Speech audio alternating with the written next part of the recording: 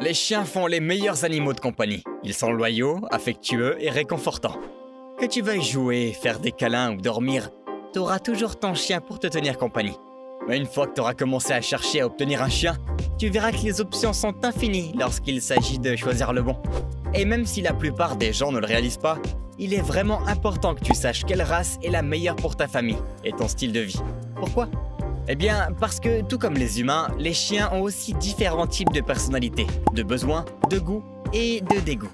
De la prise en compte de la taille de ta maison, à la perte de poils et même au type de climat dans lequel tu vis, dans cette vidéo, on va te dire tout ce que tu dois savoir pour choisir la race de chien parfaite.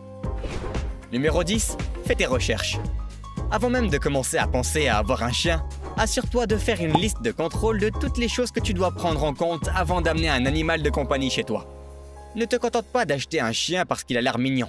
Assure-toi de faire tes recherches et de garder à l'esprit ton budget ainsi que ton niveau de confort. Après tout, quel est l'intérêt d'avoir un chien si tout ce qu'il fait est de te stresser? Si tu veux vraiment un chien, assure-toi d'avoir listé tes priorités pour pouvoir te lancer dans le processus en sachant exactement ce que tu ne veux pas chez ton chien. Crois-moi, cela rendra les choses 10 fois plus faciles. Numéro 9, la taille.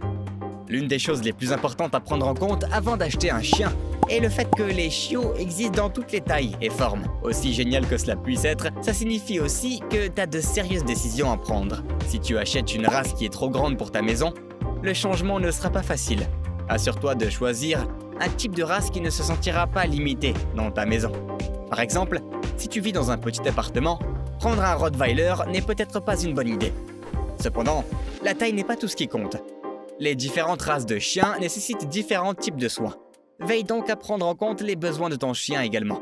Si ta maison est assez grande pour accueillir un chien plus gros, as-tu aussi un jardin dans lequel il peut jouer? C'est le genre de questions que tu dois te poser avant de choisir définitivement une race. Numéro 8, l'horaire. Un autre facteur important pour prendre des décisions en matière de race de chien est ton emploi du temps. Ne te méprends pas, les chiens sont des animaux plutôt sympathiques. Mais s'il y a une chose qu'ils aiment, c'est la routine. Certains chiens doivent absolument passer du temps à l'extérieur. D'autres races veulent l'attention de leur maître en permanence et un entraînement constant pour garder leur santé et leur comportement sous contrôle. Alors, réfléchis à ton emploi du temps et jette un coup d'œil aux options qui s'offrent à toi. Disons que t'es loin de chez toi 8 heures par jour. Dans ce cas, tu pourrais vouloir t'en tenir à une race de chien suffisamment indépendante pour s'occuper d'elle-même pendant un certain temps, comme le lévrier. Cependant, si t'es prêt à consacrer une grande partie de ta journée à ton adorable animal de compagnie, un husky ou un labrador pourrait te convenir parfaitement.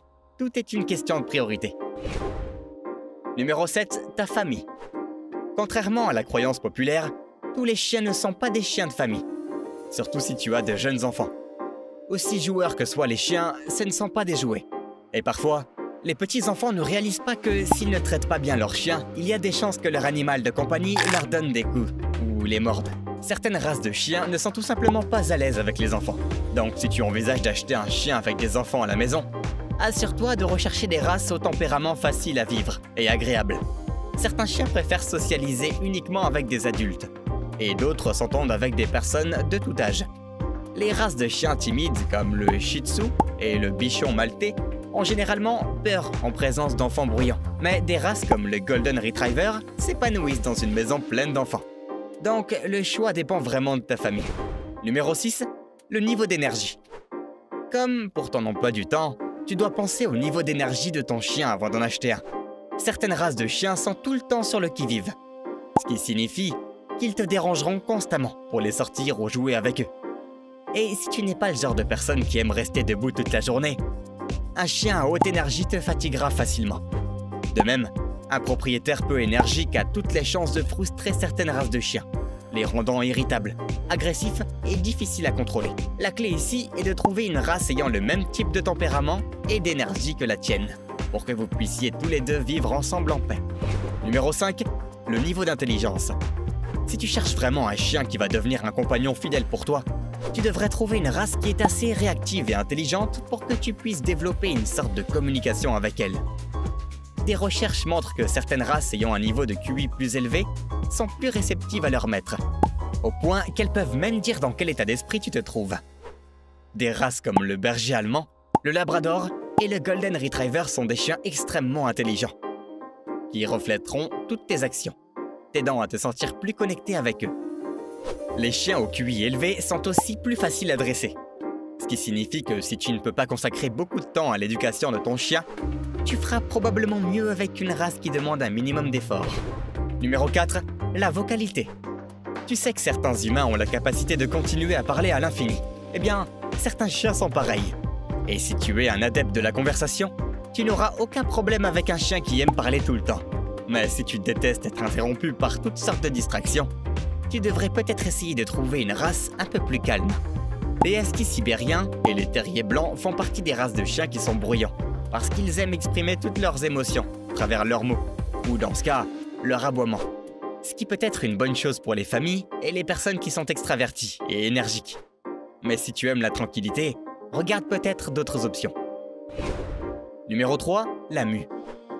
L'idée ne te vient peut-être même pas à l'esprit, mais la mue est un facteur énorme auquel tu dois faire face en tant que propriétaire de chien. Naturellement, certains chiens ont un pelage plus long que d'autres, ce qui signifie qu'ils sont susceptibles de perdre plus de poils. Maintenant, bien sûr, si tu es le genre de personne que cela ne dérange pas de passer l'aspirateur 2 ou 3 fois par jour, c'est pas un problème. Mais si toi ou un membre de ta famille est allergique, la fourrure peut s'avérer être un énorme problème. Certaines personnes sont allergiques à des types de fourrure spécifiques. Alors, avant d'acheter un chien, assure-toi de prendre tout ça en compte. Numéro 2, les frais de vétérinaire. Bien sûr, tu ne sais jamais quand ton animal pourrait tomber malade. Mais la vérité, c'est que certaines races de chiens sont plus sujettes à certaines maladies que d'autres.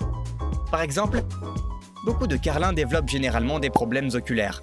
Les labradors peuvent devenir obèses très rapidement. Et les boxers ont des antécédents de races qui développent des cancers. Et même s'il est toujours bon d'espérer que ton chien reste en bonne santé et bien portant, il y a toujours une chance que les choses tournent mal. Dans ce cas, tu dois prendre des tonnes de précautions et emmener ton animal pour des contrôles réguliers. Certaines races peuvent même avoir besoin d'être mises sous médicaments, ce qui représente une autre dépense pour toi. Mais même si ton animal ne risque pas d'attraper une maladie grave, tu devras quand même l'emmener chez le vétérinaire pour des vaccins de routine, un nettoyage des dents et parfois même un traitement contre les puces. Donc, avant de te décider pour une race, assure-toi de poser toutes ces questions et vois ensuite quelle race est ta meilleure. Pour finir, le climat. La plupart des gens ne le savent pas, mais tous les chiens ne peuvent pas s'épanouir dans toutes sortes de climats. Certains chiens sont sensibles à la chaleur et d'autres n'aiment pas le froid. Disons que tu vis en Alaska. Tu ne voudrais pas d'une race de chien comme le Chihuahua, qui ne peut absolument pas survivre dehors par temps froid. Au lieu de ça, tu ferais mieux de choisir une race comme le husky sibérien, avec sa fourrure épaisse et résistante au froid.